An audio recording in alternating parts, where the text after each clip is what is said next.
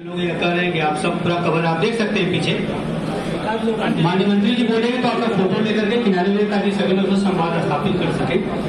अब मैं जिनका नाम ले रहा हूँ, जिन्हें इस मंच पर आमंत्रित कर रहा हूँ, एक तो ये कि मऊ के हजारों लोग ऐसे थे जैसे कई बार बड़े कामों में हम लोग छोटे व्यक्ति को कई बार भूल जाते हैं। छोटा व्यक्ति जैसे हमने बड़ा भवन बना दिया, बड़ा पर्दा मिल का संकुल बना दिया, मंगलम बना दिया, लाइटें लग गई, झंडा लग गया, इससे हम खुश हो जाए। हम उस तरह के व्यक्ति नहीं है। हमें गांव के गरीब की, जो आदमी जिसके आदमी के पास मकान नहीं है, जो माननीय मोदी जी की सोच है कि गांव के गरीब की, वंचित की, शोषित की, दलित की भी चिंता हमें साथ में करनी पड़ेगी अगर देश को हमें आगे ले जाना है तो, विकसित भारत बनाना है तो उसकी चिंता करते हुए हमने प्रधानमंत्री आवास योजना, एक उदाहरण के रूप में बता रहा हूँ कि गरीबों की कल्याण की जो योजना होती है उसमें से आपकी जानकारी के लिए मैं बताऊं तो प्रधानमंत्री आवास योजना का जो प्रथम चरण चल रहा था, जो पूरा हो गया है, उसमें हम लोगों ने लगभग 18,000 से ऊपर मकान मऊ के गरीबों को, जिसमें हिंदू भी हैं, मुसलमान भी हैं, गांव, हम खाली शहरी गरीबों की बात कर रहा हूँ, अपने विभाग की बात कर रहा हूँ। ग्रामीण क्षेत्र की अगर बात किया जाए तो उसमें लगभग इसका दुनी संख्या होगी। शहरी गरीबों को, शहर के तमाम लोगों को हमने 18,000 मकान बना करके अपने कार्यकाल में, ऐसे लोगों को जिनको 70 साल में यहाँ चलने वाली सरकारें मकान नहीं दे पाई थी, उनके लिए हमने मकान का प्रबंध किया। उसी प्रकार से पहली योजना पूरी हो गई प्रधानमंत्री आवास की, अब दूसरा चरण उसका चल रहा है। इस चरण में भी, दूसरे चरण में भी 7,7200, लगभग 7,200 से ऊपर गरीबों को चिन्हित कर लिया गया है। उनको सर्वे का काम पूरा हो गया है। कुछ लोगों को हमने धोबी घाट में कुछ दिन पहले प्रमाण पत्र भी वितरित किए थे, और सभी नगरों में, चाहे मऊ हो, चाहे मोहम्मदाबाद हो, चाहे मधुबन हो, चाहे अमिला हो, सभी जगह, अदरी हो, सभी जगह सभी गरीबों को जो है मकान देने का हम लोगों ने एक बहुत बड़ा काम शुरू करने हम जा रहे हैं। लगभग 7,230 लोगों का मकान मंजूर हो गया। उसी प्रकार एक बिजली की बात यहाँ मैं अवश्य करना चाहूंगा। आप सभी यहाँ उपस्थित हैं, इसलिए मैं बताना चाह रहा हूँ कि बिजली की ऐसी ऐतिहासिक बिल में राहत की योजना पहले में कभी आई थी, और मैं मानता हूँ कि मैं स्वयं सुना हूँ टेलीफोन पे उस बच्चे का दर्द, और वो मैं आपको बताता हूँ कि कैसे कैसे समय का कैसा समय बदलता है और कैसे अनुभव लोग होते हैं। इसी गांव के सौरभ राय है, जो पत्रकार है, शायद आप लोग जानते भी हो। उनके भाई साहब की कुछ महीने पहले दुखद मृत्यु हुई, और मैंने उनको सांत्वना देने के लिए, भाई साहब को अपनी श्रद्धांजलि देने के लिए मैंने सौरभ को फोन किया कि सौरभ, मैं बहुत दुखी हूँ आपके भाई साहब के असमय जाने से।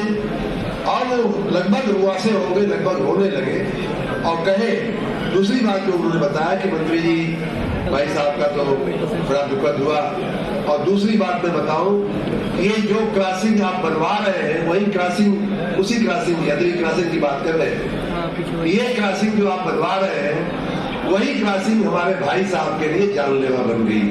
जब वो, हम अपने गांव से भाई साहब को लेकर के जब उनको समस्या हुई स्वास्थ्य की, तो हम निकले, और अदरी की क्रॉसिंग पर लगभग आधे घंटे हमें रुकना पड़ा।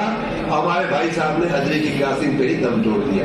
ये सौरभ की प्रत्यक्ष मुझे बताई हुई कहानी है, अभी 3-4-5 महीने पहले की।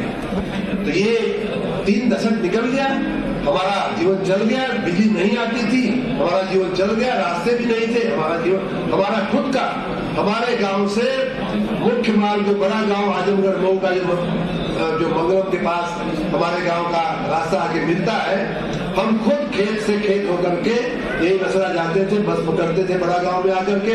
माननीय हंसला उपाध्याय जी का नाम मैं लेना भूल गया, क्षमा चाहता हूँ, हमारे बहुत ही सम्माननीय, बहुत ही वरिष्ठ हैं, उनके गांव हम आते थे, और तभी से हमारे पिताजी से और इनका बड़ा वो था, हमारे परिवार, इनके लिए, इनके परिवार को बड़ा हमारा सम्मान था। तो इनके गांव हम खुद खेत में होकर के मेल पर चढ़ करके मैं आता था, और 6-7 साल की पढ़ाई करने हम बस पकड़ के जाते थे। नहीं थी वो, लेकिन चल गया जीवन। आज देखिए, जिले में मैं कम से कम रोड बनवाया होगा तो कम से कम 100 रोड बनवाया होगा, उसमें बड़े भी छोटे भी तमाम का नाम गिना, और कम से कम 2 दर्जन अंडरपास बनवाया होगा। लेकिन जो बन गया उसकी बात कोई नहीं करता है, जो बाकी है, बाकी में क्या है, कोपा का सारा है ना, बाकी कोपा का सारा बाकी है, तो कोपा का सारा बाकी है। अब ये रोज सुनना पड़ता है, बात सही भी है, बाकी है तो सुनना पड़ेगा, बाकी है तो लोग सुनाएंगे। उस कहने का मतलब खाली इतना है कि 30 साल पहले की राजनीति और आज की राजनीति में बड़ा फर्क हो गया है। अब जो है, मैं खाली इस बार ये बात समझाने के लिए कह रहा हूँ कि अब जो है हमारी आपकी राजनीति का जो मापदंड है वो सिर्फ और सिर्फ काम होना चाहिए, सिर्फ और सिर्फ विकास होना चाहिए। देखिए, बहुत से लोगों को मैं कहीं सुना था, और मैं जब यूपी में आया तो किसी बड़े नेता ने हमको बताया था, यूपी की राजनीति में जा रहे, अच्छा ठीक है जाइए। तो हमने कहा क्यों आप ना वो सिकोड़ रहे हैं? नहीं जा, ठीक है जाइए, देखा जाए, तो ये देखने लायक काम है। हमने कहा भाई साहब इतना क्यों आप परेशान हैं? तो कह रहे हैं यूपी की जो राजनीति है वो दावत और अदावत वाली राजनीति है। और दावत में, हमने कहा दावत का क्या मतलब? कह न्योता हकारी, क्यों बुलावे ना पहुंच पावा, और लोग बहुत नाराज होते हैं, बहुत दिल पर ले लेते हैं। बाकी उनके लिए कुछ करिए, रोड रास्ता बनवाइए न बनवाइए, उनके यहाँ बिजली भेजिए न भेजिए, टेलीफोन लगवाइए न लगवाइए, स्कूल मेडिकल कॉलेज खुलवाइए न खुलवाइए, लेकिन दावत में जरूर जाना पड़ेगा। हम क्या, अच्छा चलिए, अच्छा हुआ आपने बताया, तो हम भी थोड़ा सीखने का काम करेंगे। दूसरा हम कहेंगे अदावत का क्या मतलब? दावत तो समझ गया, अदावत क्या होता है? अदावत ये होता है कि हमारे साथ रणजीत राय घूम रहे हैं तो अभिषेक सिंह नाराज हो जाएंगे, अभिषेक सिंह घूम रहे हैं तो रणजीत राय नाराज हो जाएंगे। ये है अदावत। हमसे कोई दुश्मनी दोनों की नहीं है, लेकिन अगर